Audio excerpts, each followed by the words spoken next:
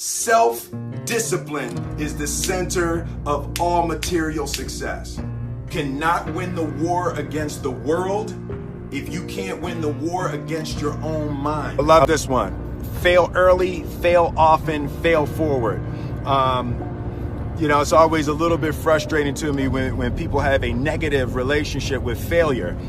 Failure is a massive part of being able to be successful. You have to get comfortable with failure. You have to actually seek failure. Failure is where all of the lessons are. When you go to the gym and you work out, you're actually seeking failure. You want to take your muscles to the point where you get to failure, because that's where the adaptation is. That's where growth is. Successful people fail a lot. They fail a whole lot more than they succeed, but they extract the lessons from the failure and they use that the energy and they use the wisdom to come around to the next phase of success. You got to take a shot. You have to live at the edge of your capabilities. You got to live where you're almost certain you're going to fail. That's the reason for practice. Practice is controlled failure. You're getting to your limit, getting to your limit, getting to your limit. You can't lift that. You can't do that until you get to the point that all of a sudden your body makes the adjustment and then you can do it. Failure actually helps you to recognize the areas where you need to evolve. So fail early, fail often, fail forward. So a dude screamed to me the other night, "Hey Will, I want to be an actor, man. I want to be an actor just like you." People say stuff to me like that. I'm like, "Yeah, man, you do this, give them an encouraging word."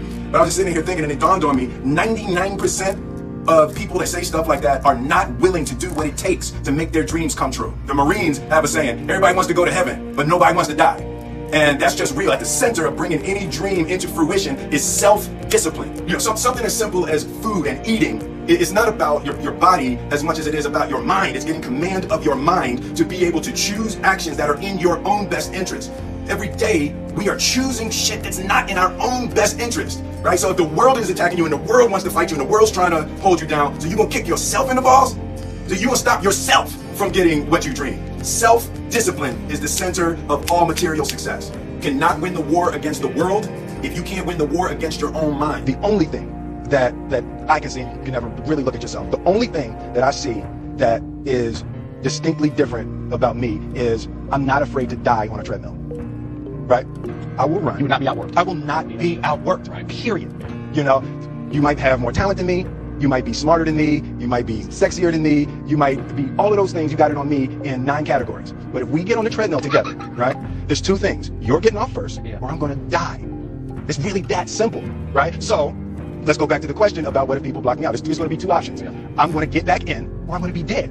Right? It's like you're not going to outwork me. It's such a simple, basic concept. It's the guy who is willing to hustle the most is going to be the guy that just gets that loose ball. He got 2. Okay, he got 2.